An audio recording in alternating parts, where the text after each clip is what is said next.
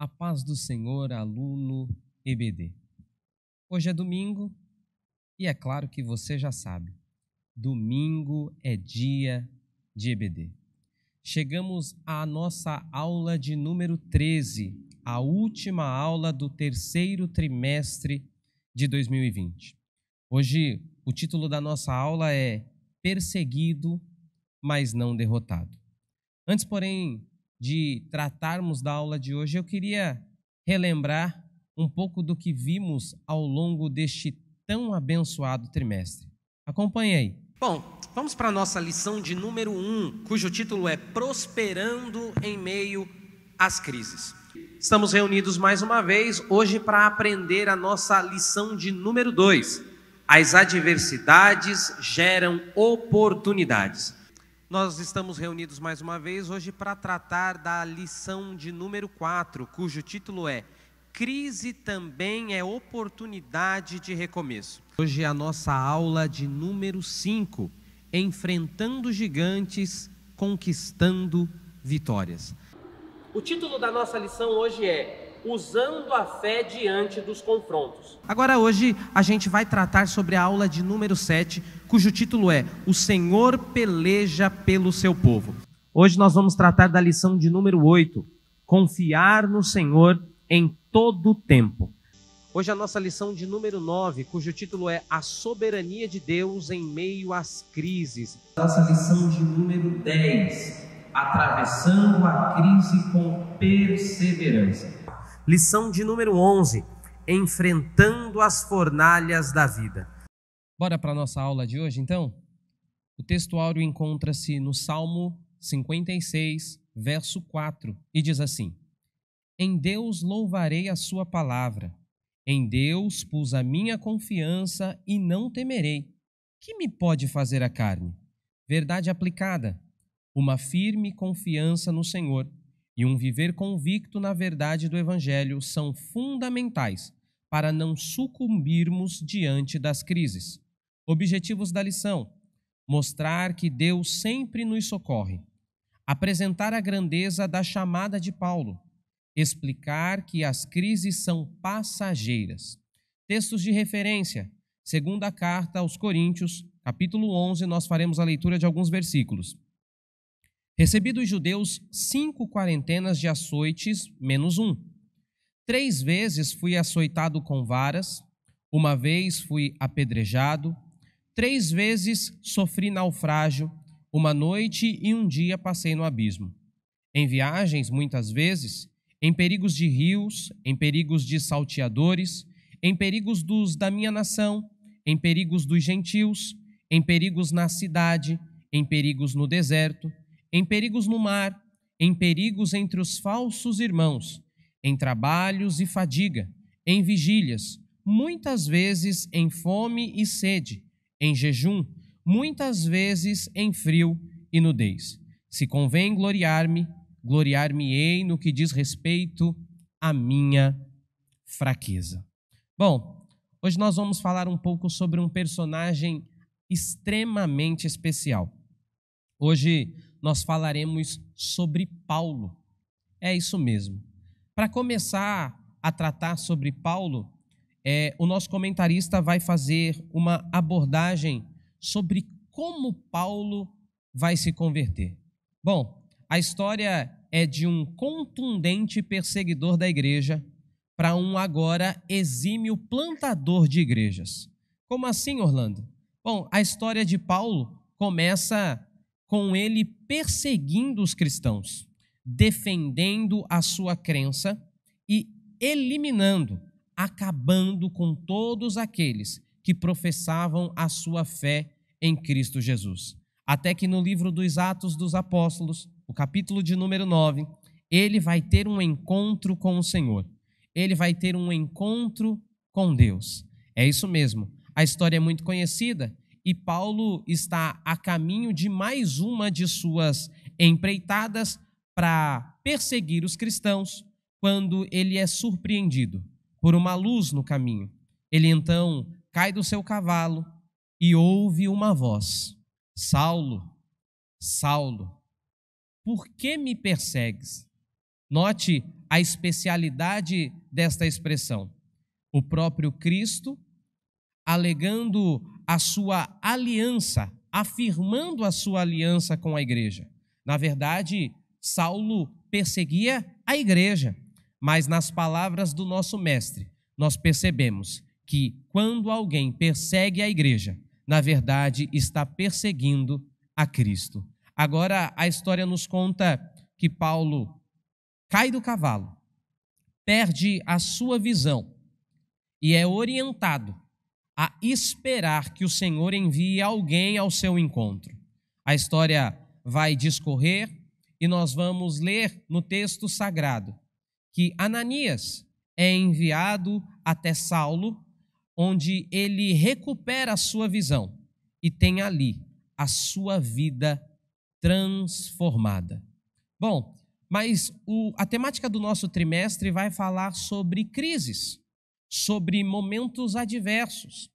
E o ministério de Paulo começa turbulento, porque não seria fácil para alguém que até aquele momento perseguia os cristãos, agora ser um representante dos cristãos. Como se inserir nesse contexto sem causar temor, sem causar repúdio, sem ter problemas com aqueles que agora seriam seus irmãos? Bom, imagine agora para Paulo começar esse ministério, sofrendo resistência dos próprios irmãos. Mas a promessa era de Deus. E agora Paulo começa um ministério abençoado. Começa a pregar para os gentios e a fazer grande diferença na história da igreja primitiva. Até que a gente chega numa passagem extremamente conhecida. Livro de Atos dos Apóstolos, capítulo 16. Paulo agora é preso por expulsar o espírito de adivinhação de uma mulher. Agora os seus senhores ficam revoltados, indignados e mandam prender Paulo, que junto de Silas vai ser açoitado. Mas é tão lindo nós aprendermos com este servo de Deus, porque o texto vai nos mostrar que apesar das injustiças, apesar de estar sendo punido simplesmente por cumprir a vontade de Deus, por realizar o seu ministério, Paulo agora vai ser açoitado diante de todos e preso injustamente. Mas o texto vai nos contar que perto da meia-noite, Paulo e Silas oravam e cantavam hinos de louvores a Deus. Imagine isso, uma situação injusta, completamente adversa, um cenário desfavorável. Mas o que Paulo nos ensina é que nesse momento de adversidade, nesse momento de dificuldade, nós devemos recorrer àquele que pode solucionar os nossos problemas. E mais do que apenas pedir e orar, Paulo vai louvar ao Senhor. Agora, o Deus Todo-Poderoso vai se agradar de receber esses louvores e vai ouvir a oração de seus servos. Um grande terremoto, as cadeias serão quebradas. E o Deus a qual Paulo servia vai libertar, vai transformar e vai salvar a vida daqueles homens. Mas existia ali ainda alguém que poderia ter problemas por conta dessa situação.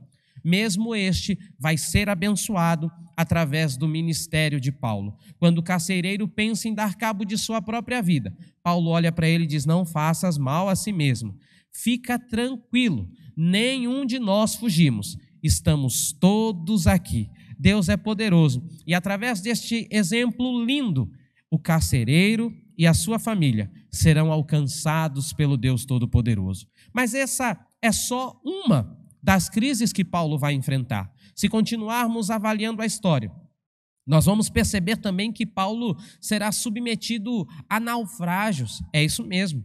Paulo agora se prontifica a ajudar os seus irmãos em Jerusalém. Ele é muito bem recebido pela igreja, no entanto, é destratado pelos judeus. Paulo vai causar um alvoroço e, de certa forma, uma rebelião.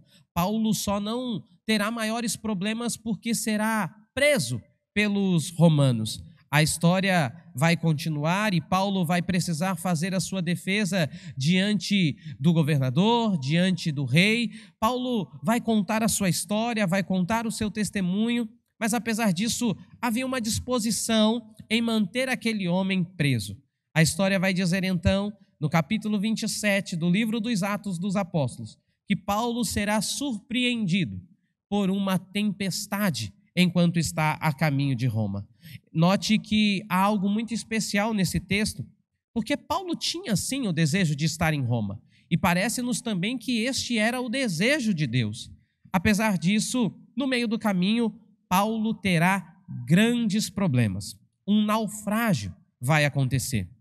Mas o Senhor vai se apresentar ao seu servo e vai dizer: fica tranquilo, porque a promessa que eu tenho para ti será cumprida, e nenhum dos vossos cabelos vão se perder. Ei, apesar do naufrágio, apesar do momento adverso, eles vão chegar em meio aos escombros de um barco, em uma ilha chamada Malta, onde Deus também realizará as suas proezas. Paulo será um instrumento do Senhor para que vidas sejam alcançadas, para que pessoas sejam curadas, porque é isso que Deus tem.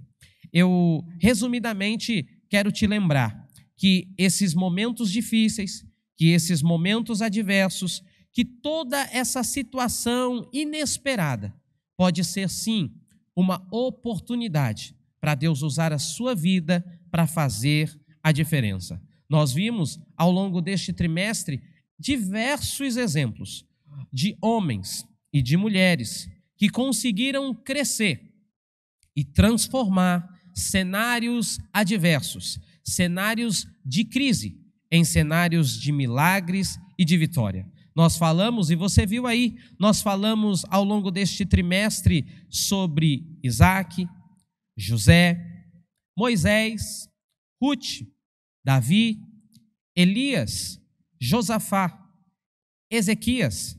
Falamos sobre Jó, falamos sobre Esther, falamos sobre Sadraque, Mesaque, Abidnego, falamos sobre Daniel. E foram inúmeros exemplos de situações e de momentos desfavoráveis. Talvez você tenha se familiarizado com algum destes exemplos que tratamos ao longo deste trimestre. Eu quero convidar você a colocar em prática tudo que nós aprendemos, tudo que nós ouvimos. E sim, talvez eu esteja me dirigindo e me direcionando nesse momento a pessoas como Saulo, que infelizmente, até determinado momento, convicto, tomava medidas e iniciativas equivocadas, mas que tiveram sim um encontro com o Senhor. Ei, o Senhor preparou esse momento para que você se encontre com Ele, e Ele vai mudar. Você que é um Saulo pode sim se tornar um Paulo, e o meu Deus pode usar a sua vida poderosamente. A nossa lição vai tratar no tópico 2 sobre as crises enfrentadas por Paulo: política, crise econômica e crise espiritual. Nós poderíamos tratar sobre quaisquer destas crises, porque certamente o momento que passamos vai falar sim: crise política, crise econômica e crise espiritual. Mas nós vamos aprender nessa lição que Deus é poderoso para mudar o cenário desfavorável e abençoar a sua vida. A nossa conclusão da lição de número 13 diz o seguinte: com vistas a uma melhor compreensão, há que se dizer que os dias de Paulo não eram melhores do que os dias de hoje. Mas podemos afirmar que Paulo superou as suas crises buscando refúgio em Deus. Devemos, de igual modo, possuir a fé necessária para descansarmos no Senhor. O amor de Deus está sempre disponível e não há nada que possa nos afastar desse amor. O que poderá nos separar do amor de Deus? Nada. Nada poderá. nos separar do amor de Deus. Hoje é a nossa última aula deste trimestre tão abençoado. E eu não poderia encerrar esse trimestre sem fazer os nossos agradecimentos. Agradecer à nossa liderança, ao nosso pastor presidente, doutor Adelino Alves Ribeiro, a nossa pastora Genilda Simões Ribeiro, por todo o apoio, por todo o suporte, por todo o amparo neste trabalho tão importante. Agradecer também aos professores que com tanto carinho, com tanto empenho e com tanto esmero têm se dedicado ao ensino da palavra de Deus e têm estado conosco, têm nos dado total apoio e trabalhamos juntos para que a palavra de Deus seja propagada em todos os lares, mesmo neste momento difícil. Agradecer também a equipe técnica, exatamente o departamento de mídia, a DCM da Ademauá, por todo empenho, por toda dedicação e por todo carinho com esse trabalho. E é claro que a gente não poderia de agradecer a você, deixar de agradecer a você, aluno EBD, por todo carinho, por nos permitir adentrar ao seu lar todos os domingos pela manhã, para falar sobre uma palavra poderosa que muda e que transforma as vidas, acreditando que mesmo em meio a momentos desfavoráveis, essa palavra nos traz esperança, essa palavra reanima, fortalece e revigora a nossa fé. Eu quero agradecer a sua vida. Muito obrigado. E é claro que eu não posso deixar de fazer o convite para que você continue conosco. No próximo domingo nós já iniciaremos um novo trimestre. E a temática do próximo trimestre é a importância da palavra de Deus. E eu estou certo que você que ama a palavra de Deus não vai perder o quarto trimestre de 2020. Afinal de contas, Deus tem cuidado de nós, Deus tem estado conosco. Eu quero aproveitar também e lembrar que no último domingo, terceiro domingo de setembro, foi o Dia Nacional da Escola Bíblica Dominical.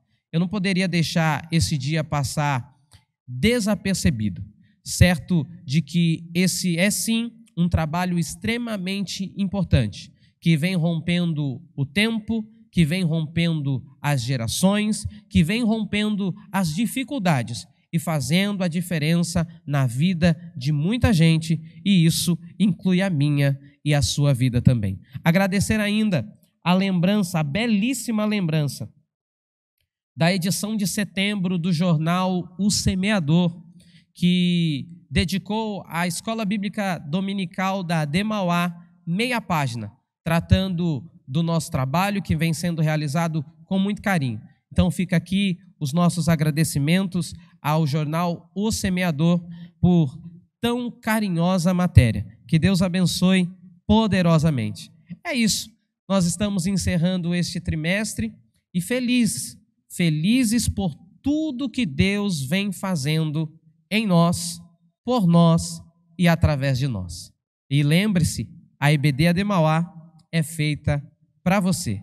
Que Deus abençoe. O comentarista ele aborda uma só, que está em Gênesis 22, quando o Senhor faz um pedido para Abraão, mas um pedido que vai contra a promessa que Deus havia feito, porque nesse momento Deus pede o filho para Abraão. Pastor Vanderlei, seria essa mais uma crise que Abraão iria enfrentar? Note bem, evangelista Orlando, que quando Abraão se matriculou na escola da fé, ele estava com 75 anos, agora praticamente vivendo com 100 anos de idade. E nós percebemos que Abraão ainda continua vivendo novas experiências com Deus. Porque em toda a sua trajetória, esta seria mais uma experiência, ou o que a gente poderia chamar, que seria uma crise que Abraão ia enfrentar com ele mesmo. Porque se Deus faz a promessa que aquele seria o herdeiro, aquele que seria o filho da promessa, e agora no 22 Deus pede para ele, mas entendemos que Abraão, vivendo uma nova experiência, o nosso Deus é aquele Deus que sempre está nos trazendo para viver uma nova experiência com Ele. Nós nunca seremos velhos, para não poder viver uma nova experiência, aprender novas verdades, travar novas batalhas, porque só cresce, só dá para crescer quem um dia sentou para aprender. E se parar de aprender, para de crescer. E se para de crescer, deixa de viver. Então Deus estava dizendo para Abraão, se quer continuar crescendo, vai ter que aprender. Nosso comentarista vai começar falando no tópico 1 sobre a inveja dos irmãos de José. Conte um pouco para a gente. Sim, professor Orlando. Se nós observarmos a história de José, o início da história de José, começando ali no capítulo 37 de Gênesis, nós veremos que basicamente a inveja dos irmãos de José se dava por 3 motivos. Primeiro, o relacionamento de José com seu pai.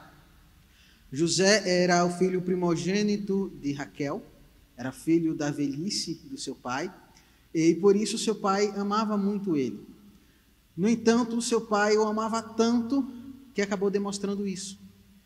José, ele tinha um bom relacionamento com seu pai. Isso foi a primeira coisa que causou inveja nos seus irmãos. O segundo motivo de inveja, a segunda coisa que causou inveja nos irmãos de José, é a túnica que José recebeu do seu pai. Porque nós vemos em 2 Samuel, capítulo 13 e versículo 18, que a túnica que José recebeu era uma túnica utilizada pelos filhos e filhas de rei. Não era uma túnica comum, era uma túnica talar. Era uma roupa diferente. Aquela roupa que os príncipes usavam, ela tinha um significado.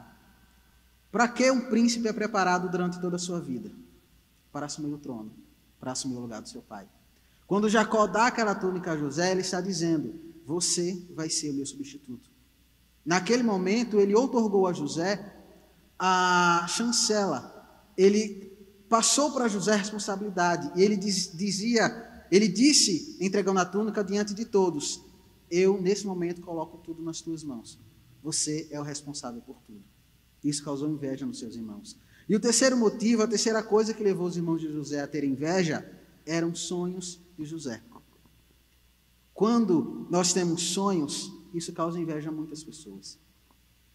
Então, basicamente, são esses 3 os motivos que levaram os irmãos de José a terem inveja dele. E a chave hermenêutica de toda a Bíblia Sagrada, quem é ela? Jesus Cristo. Jesus Cristo, ao ministrar um de seus sermões, ele disse assim, se alguém falar mal de você, você fala bem dele. Se te pedir para andar 1 milha, você anda 2. Se bater no seu rosto, você dá outra face. E qual que é a equiparação de José com Jesus? Até por ele ser uma representatividade de Jesus no Antigo Testamento, pela figura que ele figurou ali na Bíblia Sagrada.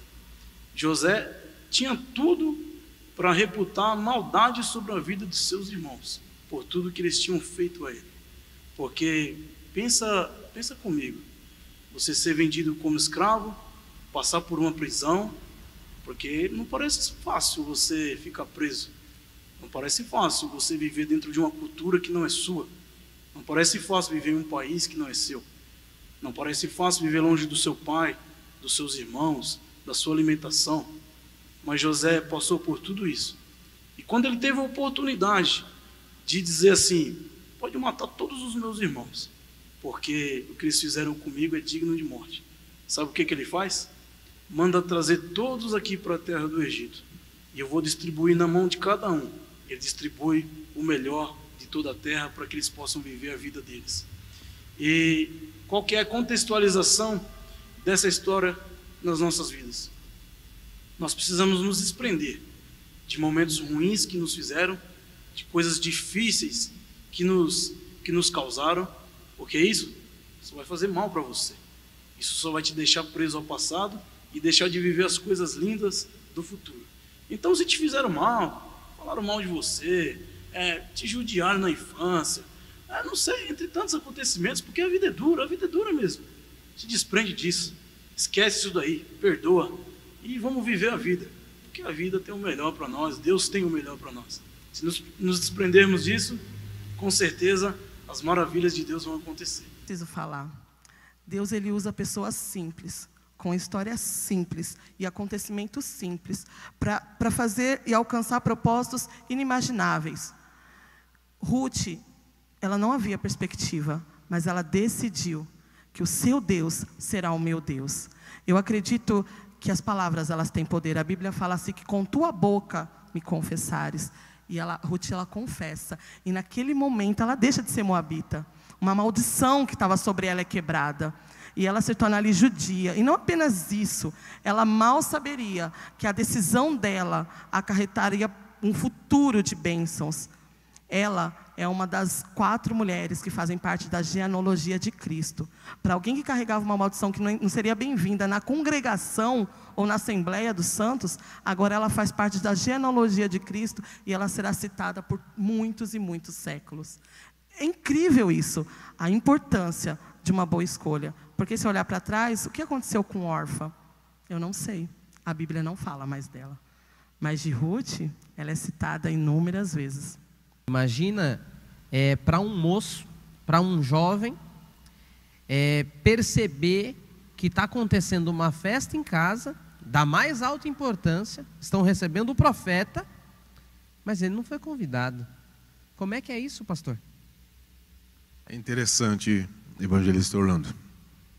Rapaz esquecido aparentemente pelo pai, pela família, mas a Bíblia vai nos dizer, no Salmo 89, versículo 20, o próprio Deus dizendo da seguinte maneira: achei Davi com meu santo óleo ungi, com meu óleo ungi.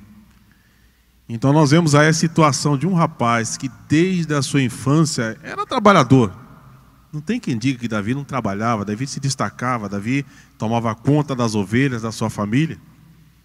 Mas a história bíblica vai nos mostrar que Davi ele não era tão amado mesmo sendo um rapaz trabalhador. Davi era diferente dos seus irmãos. Quando se deu na oportunidade da unção, a qual Deus manda Samuel ir lá na casa de Jessé, nós já vemos que logo de cara, quando vai entrando os irmãos de Davi, então um mais bonito que o outro. Então eu entendo nessa passagem que a família de Davi, os seus irmãos eram todos bonitos, eles eram mais mirradinhos, vamos dizer dessa maneira, né? E a palavra vai nos dizer que os irmãos o tinham como uma pessoa presunçosa. Então o sinônimo da palavra presunção, ele nos remete a uma situação de uma pessoa: olha, você está se achando, camarada. Você se acha melhor do que a gente. Você pensa que você é mais inteligente. Então Davi já tinha um destaque.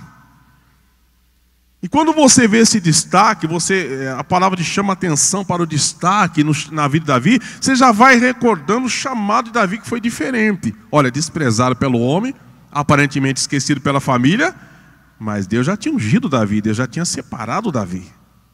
Professor Tiago, continuando dentro desse contexto que se apresenta, dentro dessa iniciação que o professor Joed descreveu para nós, a gente percebe que Elias entrega uma mensagem para o rei, e apesar dele falar, segundo a minha palavra, a gente sabe que a mensagem era de Deus, só que logo que ele entrega a mensagem, o profeta acaba de aparecer no cenário, mas Deus dá uma ordem para ele: ô Elias, agora tu vai se esconder. E é aqui, nesse contexto, que ele vai parar no Querite. E lá no Querite, onde provavelmente, se olhando, falando humanamente, você vai ficar sozinho, depois de entregar uma mensagem de Deus. Difícil entender uma situação dessa, mas me parece que ele vai viver experiências do cuidado de Deus. Fala um pouco pra gente. Perfeito. Quando ele lança a profecia, que ele vai dizer: segundo a minha palavra, não haverá chuva. E o que eu acho interessante nesse texto é que ele usou de autoridade, como o professor Joed citou.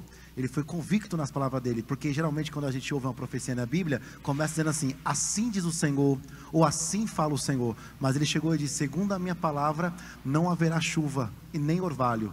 É interessante que quando ele vai para o Querite, ele vai ser sustentado por Deus, porque ele está na direção de Deus. Ele é um profeta de Deus que profetiza no meio de um caos, no meio de uma dificuldade extrema, que o comentarista colocou aqui como turbulência. Só que quando ele chega no Querite, Deus vai sustentar ele com pão e água, e com pão e água também à noite. Qual era o propósito do Querite? É que Elias saísse de lá com uma fé acima da fé que ele já tinha.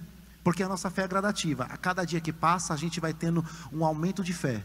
E é isso que a gente passa e que está passando nesses últimos dias. Desde quando começou tudo isso aqui no Brasil, a nossa fé vem crescendo. A gente vem crescendo junto com a fé. E o propósito nosso aqui, o propósito do aluno que está assistindo a gente, é que a sua fé cresça como a fé de Elias. Só que é interessante que a palavra queride quer dizer cortar ou separar. Por quê? Porque quando Elias profetizou, Deus disse assim, ó, vai para o ribeiro, no queride, porque lá eu vou te cortar e vou colocar você no tamanho certo para viver na minha presença. Qual é o propósito de Deus nessa dificuldade? É Deus cortar, porque Deus só vai tirar da gente aquilo que sobra. O que sobra é resto. E Deus falou para Elias, em você não vai sobrar nada de vestígio do que não presta. Você vai ficar no ribeiro, eu vou te colocar no tamanho certo, eu vou te modelar no tamanho certo, você vai ser totalmente dependente de mim. É isso que Deus está ensinando para a gente nesta manhã. Deus está ensinando, ó, vou te colocar no queride, você vai ser meu dependente. Você não vai ser dependente de Acabe, não vai ser dependente de Jezabel, não vai ser dependente de Baal, porque Thomas Homer, que comenta esse texto, Thomas Homer vai dizer assim, ó, que Baal, ele se manifestava no meio da tempestade e da chuva. Tudo que o israelita queria era chuva. Agora vem ele e diz assim, ó, nem Baal, nem Acabe, nem Jezabel. É eu e Deus e o queride. É Deus me colocando no tamanho certo e na forma certa. Glória a Deus, glória a Deus. Bom, a gente precisa ir para o tópico 2, mas a transição é a continuação disso que a gente está falando. Porque, professor Joed, a gente continua a leitura bíblica e o texto vai dizer que o ribeiro seca. Só que é tão lindo isso que nem dá tempo do profeta se desesperar, porque ele acaba de ver Deus cuidando, porque ele estava no lugar que Deus o mandou estar, mas o ribeiro seca, porque às vezes isso acontece, mesmo estando aonde Deus nos colocou, o ribeiro seca. Mas isso não significa que o cuidado de Deus acabou. E aí o Senhor entrega uma mensagem para o profeta: ei, vai para Serepta, porque eu preparei uma viúva que vai cuidar de você. E é agora que entra no cenário um outro momento e uma outra experiência do profeta. Fala um pouco para a gente, professor. É interessante que Elias ele foi chamado por Deus para tirar o povo da idolatria. No primeiro momento, até pela primeira atitude de Elias, de entrar no palácio, enfim, falar as palavras que ele falou, você já pensa num profeta que, nossa, eu vou lá fazer e vou resolver. Muitas vezes na nossa vida assim, a gente quer fazer, quer resolver. Só que é interessante que Deus ele tem estratégias diferentes. Às vezes, o plano de Deus é para a gente recuar, é para a gente se esconder, e a gente sempre pensa que é o confronto. E o que me deixa muito intrigado, né, na história de Elias, é que ele sempre foi um servo obediente. Para onde Deus mandava ele ir, ele ia. Então, se era para recuar, ele recuava, se era para se esconder, ele se escondia. Eu acho que aqui está o segredo para Elias ser abençoado, porque se ele tivesse enfrentado Acabe, Jezabel, ou se ele não tivesse ido ao encontro daquela viúva como Deus havia ordenado, se ele não tivesse obedecido, Deus não teria dado todo ali o livramento, a bênção para o povo, enfim, ele não teria sido abençoado. Então, eu acho que o primeiro ponto aqui é deixar claro que através da obediência a Deus, Deus vai nos abençoar.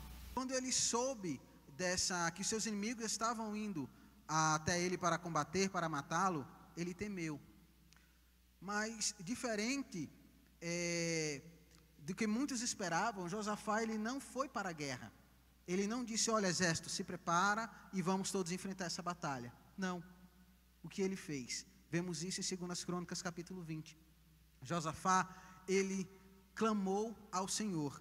Ele proclamou um jejum em Judá e ele orou ao Senhor. E que lição nós temos dessa ação de Josafá? Quando o povo de Deus se une em jejum para buscar a Deus, a vitória é mais do que certa.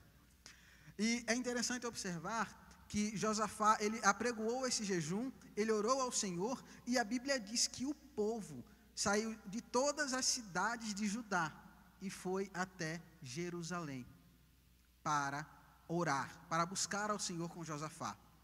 E quando Josafá ora, quando todo o povo ora e jejum ao Senhor, buscando do Senhor a vitória, o Espírito do Senhor se aposta de Jaziel e diz: nessa peleja vocês não vão ter que pelejar. Parai, estai quietos e vede o grande livramento do Senhor. E conosco não é diferente, irmãos. Todas as vezes em que nós acharmos que não tem solução, todas as vezes em que o inimigo ameaçar acabar com as nossas vidas, se nós simplesmente jejuarmos, se nós buscarmos ao Senhor, o Senhor é o Deus que nos garante a vitória. 2 Crônicas, capítulo 20, versículo 22. Ao mesmo tempo em que começaram com júbilo. Não foi com armas, não foi com marcha, não, foi com júbilo. O Senhor pôs emboscada contra os filhos de Amon e Moabe, e eles foram desbaratados. Então, o que a gente aprende aqui, que eu fico maravilhada com meu Deus, é que a gente pode utilizar as armas da oração e do jejum. Que foi com isso que Josafá se fortaleceu, e que foi com isso que ele foi guiado, e que foi com isso que ele venceu. E lá atrás, em toda a linhagem que nós podemos trazer desde Davi, Salomão, Roboão, Abias, Asa, Josafá, Jeroão, Acasias, Átila, Joás, Amazias, e aí você vem depois com Uzias, você tem Jotão e tantos outros, até chegar a Acás. E todos não foram bem-sucedidos. Mas vem um, como os professores citaram, um que decidiu, a partir do primeiro mês de reinado, ainda jovem, sem referência algum, nem do seu pai, nem do seu avô, nem do seu bisavô e tantos outros. Ele diz: basta. E aí o Senhor, ele se levanta, ele olha ali um jovem que pode marcar a história da tua família, a história do seu legado, né? Dizem que peixinho, filho de peixinho, aliás, filho de peixe, peixinho não é? E não é bem assim. A partir do momento que você se posiciona e você vê que há uma esperança, uma confiança, como o título dessa lição, confiança no Senhor. Se você tem a confiança de uma mudança que você precisa, muitas das vezes o que falta é apenas um passo, como o rei Ezequias ele fez. Ele não seguiu a linhagem, ele não seguiu aquilo que ele tinha visto, o que ele tinha aprendido, e ele decidiu mudança. E não foi mudança só para a vida dele, foi para toda uma geração que agora verdadeiramente conheceram o Deus dos céus. Então, do nosso Deus, e agora eu parafraseio para vocês, é o fato de a gente chegar na presença dele não pelos tesouros que ele tem para nos dar, mas simplesmente por querer estar na presença do Rei, estar com ele. Então, isso vai chamar a atenção. Eu imagino a Suero olhando para ela é diferente. Ela não é igual às demais, não há ganância nela, afora a beleza e com certeza a singeleza que havia naquela moça. Então, ele vai colocar a coroa na cabeça de Esther. Mais do que o nosso discurso, aquilo que nós fazemos testifica aquilo que somos. Então, quando nós temos pessoas que falam bem daquilo que nós somos, por conta das nossas ações, é algo muito bom, que nos envaidece, que nos deixa cheio de alegria. E nós, como cristãos, sabemos que tudo isso vem de Deus. Deus nos capacita, Deus vai nos dando habilidades, o Espírito Santo vai nos instruindo. Mas no caso de Jó, Deus testificou a Jó. Você viu, Satanás, o meu servo Jó. É um pai falando de um filho de boca cheia. Olha, você viu o meu servo Jó. E mesmo que Satanás apresente vários argumentos até relevantes, porque fala: olha, Deus, meu querido, você abençoou a Jó. Tudo que ele faz dá certo. Ele tem filhos lindos, ele é rico, ele é um dos mais ricos do Oriente. Então ele não tem motivos, na verdade, para questionar nada daquilo que você faz. Pelo contrário, tendo tudo que ele tem, é muito fácil. Mas Deus olha bem para Satanás. Esse Deus tão maravilhoso, ele fala: olha, eu sei que não é, mas você vai ver que não é. Então é uma história que nos faz refletir, nos faz pensar, nos faz olhar para nós mesmos, como reagimos frente às adversidades, como reagimos, como o Senhor falou, a este momento que nós estamos vivenciando, uma situação extremamente difícil, vidas sendo perdidas, algo que nós nunca imaginamos passar. Lembro eu do janeiro profético, dos 12 dias. 12 dias de muito louvor, de muita adoração, de muita esperança, e essa esperança ainda persiste, porque a nossa esperança está em Deus. E em março nós entramos para valer nessa situação que estamos agora, de isolamento, de vidas que se perdem, mas o nosso Deus segue o mesmo. Nós talvez estejamos diferentes, acredito que mais fortes, mas o exemplo de Jó é algo para ser lido, relido. Temos que pensar, refletir, e como eu acredito que seja a mensagem do Evangelho, a mensagem do Evangelho nos faz olhar para nós mesmos, para aquilo que nós somos, o que podemos melhorar. E Cristo almeja isso para nós, que a cada dia nós possamos melhorar, nós possamos aprender, não só com as adversidades, mas com as coisas boas também. Mas Jó é um exemplo fantástico, fantástico. Nossa, que não há uma idade para servir a Deus, basta ter um coração voluntário. Interessante que Ananias, Misael e Azarias chegaram na Babilônia com esse nome. E eu fiz questão de anotar aqui que a tradução do nome Ananias, Deus foi gracioso comigo. Misael, quem é como Deus? Azarias, Deus é quem me ajuda. E aí quando eles chegam na Babilônia, primeira coisa, para querer descaracterizar a cultura daqueles jovens, para influenciar eles, muda o nome deles. E aí coloca o de Sadraque, que é o que você deve em casa, deve estar ser mais familiarizado, Sadraque, Mesaque e Abidenego. Olha só que interessante, não há um consenso entre os teólogos qual o significado desses nomes. Alguns dizem puxar para o nome para ser alguma divindade pagã, babilônica, mas não há um consenso. Justamente é isso que o inimigo faz. Ele quer trocar o seu nome para que não tenha significado nenhum, para que você não tenha importância nenhuma. Foi a primeira coisa que fizeram com aqueles jovens. Mas o que mais me deixou impressionante, admirado com eles, é que trocaram o nome deles, colocaram um nome que não tinha significado nenhum.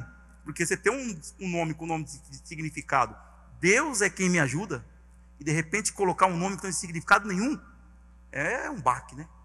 Mas trocaram o nome, mas não trocaram a essência deles. Pode trocar o seu nome, mas a sua essência ninguém troca. Professor Renan, Daniel estava fazendo uma obra muito grande. O legado de Daniel, ele deixou não simplesmente para com aqueles jovens, o livramento que Deus deu a Daniel, através de Daniel, para com aqueles jovens. Este relato nós estamos tratando aqui nesta noite, professor Renan. Quantos mil anos passou? E nós estamos relembrando a história de Daniel e vivenciando, experienciando também, tendo essa experiência, que o mesmo Deus que livrou a Daniel diante daquela crise e diante do edito do rei Dário, é o mesmo Deus a qual nós servimos, professor. Eu particularmente sinto a presença de Deus quando nós desfrutamos da história e da vivência de fé e da intimidade a qual Daniel ele tinha para com Deus.